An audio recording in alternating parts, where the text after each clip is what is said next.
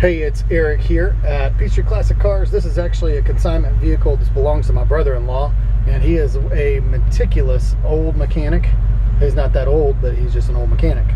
I usually start these, but you got to hold this button while turning the key at the same time, and I cannot do that and hold the camera. So you're going to have to take my word for it. It fires right up.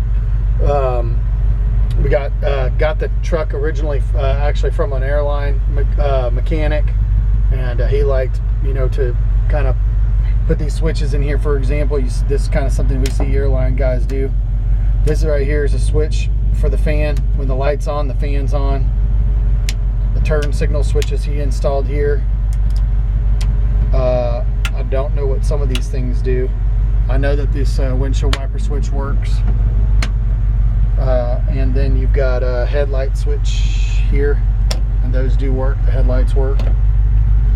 All the gauges are new. This is actually a GPS censored speedometer. He was having a hard time getting the original speedometer to work with the new drivetrain, so it's got a brand new, only got 3 miles on it since he put that in just, you know, last week.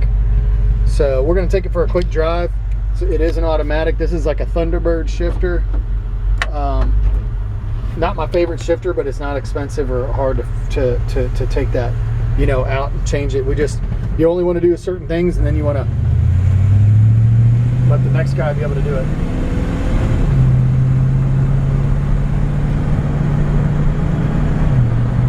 So this is a 350 V8 with a 350 turbo automatic transmission and a 10-bolt rear end. And this truck just drives so good.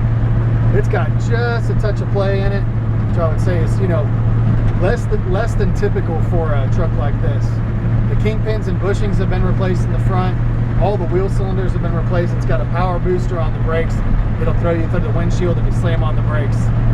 And just a really easy driving truck. I just try to hold the camera back so you can kind of see me. I mean, I'm driving this with my thumb, you know, and it doesn't have power steering, but it steers very easy. Even just coming into this cul-de-sac, I mean, I'm holding a camera with one hand while I steer it with another. We'll put it into reverse here. Show you that we're moving. It just shifts in and out of the gears great. It does have this air conditioning unit. The AC itself is not hooked up.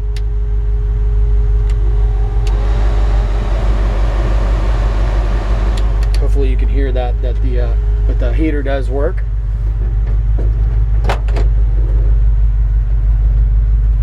There's a great sounding exhaust. Sorry, she's still a little cold. Gave it a little too much gas with her being as cold as she is, but real nice sounding engine.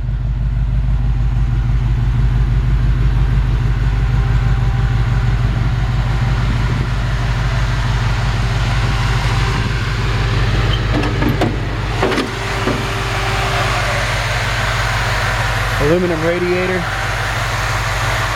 beautiful engine detail. And I'm going to shut it off so we can hear a little bit better. And she's still warming up. Now the temperature gauge for some reason on the dash wasn't functioning right. This temperature gauge is the one that he got in it.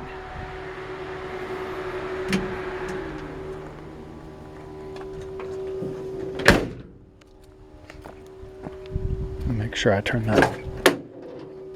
I may not have turned that switch off. There we go. Not sure. A couple extra switches in here, and I don't know exactly what they do, but you know, one of those over-engineered sometimes. The original horn, old school horn there, a Awuga horn does work. Like I said, just an absolutely beautiful engine detail. You can see that the heater is, of course, hooked up. No rust to speak of underneath the hood, just nice and clean. Somebody at some point had the engine out and had the truck apart when they painted it. I'd say years ago. This was an older paint job. I don't see any rust really. I see a few little crusties here, maybe. Well, there's a little spot right there. Well, the truck is not completely rust free, but nothing in the hood that makes me makes me squirm.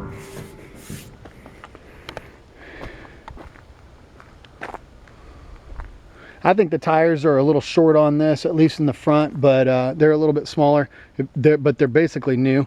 If it was me, I'd probably put a little taller tire on it. But I like the original wheels, and the Baby Moons and the Beauty Rings are new.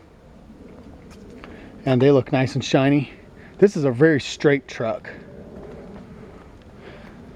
Got a little tow hitch here on the back. You could pull a boat if you wanted to off the bumper. Probably nothing super heavy, but little John boat or something, a little motorcycle trailer. Beautiful old school bead board back here, and underneath that actually is an other old wood bed. This is just this, you could just pull this right out if you wanted to. You can kind of see in here that somebody had built this up, and you know, sometimes people just do stuff like this. I'm not going to say it's definitely right. I'm not going to say it's right, but I'm not going to say it's so wrong that I think it's bad. As long as we're here, this inner fender well is in good shape, and I normally show the inside first, but I'll just go ahead and go around.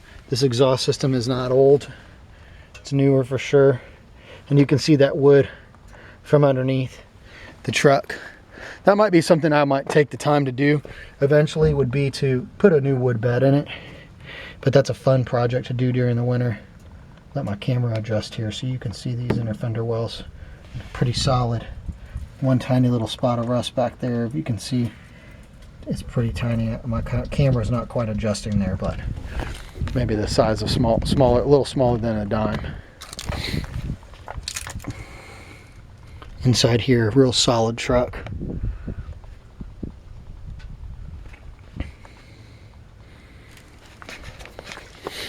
Now there is a little bit of a gap here for some reason. When this running board was installed, it's a little bit lower than the other side. For some reason it's not matching up. I don't exactly know why. It probably could just be unbolted, slid up and bolted back on. It's you can see that there's the other bolt hole there for the fender, and it just looks like whoever was putting the truck back together just missed it, and for whatever reason didn't go back and change it. So you can obviously tell that it could just go up a little bit farther and you'd be okay. Rust in the cab corner as normal for a truck like this. Kind of call this a driver restoration, or maybe even like a shop truck. But you know, a little bit of Bondo somebody put in there, but I don't see it, you know, it's obvious to me, so that doesn't scare me when it's obvious. Bottom of the door here is nice and clean, as well as this rocker. I don't see any evidence of any major rust there at all. These floor pans are in great shape.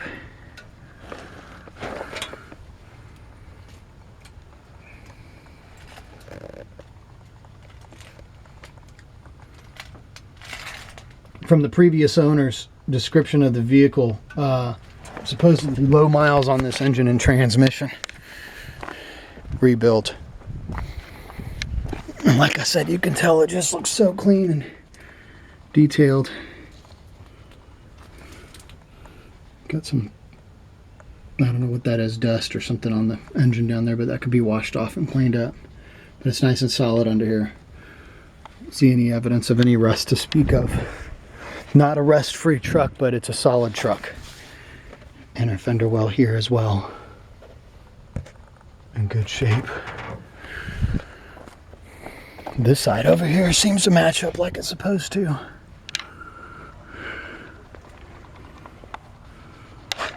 Running boards as well are solid on both sides. I forgot to mention that on the other side.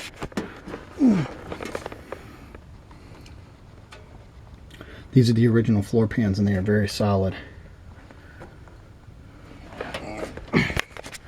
Laying down here on the ground. Similar to the other side, cab corner was fixed with some Bondo. That's not unusual. So I'm not saying it's right, but it's not, doesn't look like the rest of the truck has a bunch of Bondo in it. It's at least it's evident, and I like to see that. I'd rather see it evident than making it look like somebody's trying to cover something up. So we always just want to be honest about things like that. Doors open and close good. The glass in it had been replaced years ago. Unfortunately, when we closed the door the other day, we got a crack right here. That literally just happened about 3 days ago. So we're not going to go after fixing that. I hardly ever drive with the windows up anyways. Old original seat covers got a nice patina on it. That was another thing we didn't want to fix. Just wanted to leave it alone because it just shows that it's been kept good. I don't know if that's actually original, but it appears that it could be. Little felt carpet kit in here, and as you saw, I've described some of the interior earlier. You know, the original dash, which is cool. It wouldn't be hard to finish off the air conditioning. Everything's there for it except for the compressor, you know, and those pieces. So a couple pieces like that. Original fuel tank behind here, and then they put the battery behind the which I kind of like. You know, it makes it easier to get to if you need to jump it off. Could use a headliner. They cost about, I want to say the headliner costs $65 or something like that. You get them from LMC Truck. So, well, there you have it. I don't want to go long on this video. Really cool truck. My mailman. And just would make a really great driver. I think this would make a great, I mean, here's the thing about it. Since my brother-in-law's had it, I think he's just put a couple 100 miles on it, running down to the store and took it on a couple of short trips. Been a very, very reliable driver. Everything works electronically. All the lights work. The brakes work great. Like I said, he went through with all the new wheel cylinders.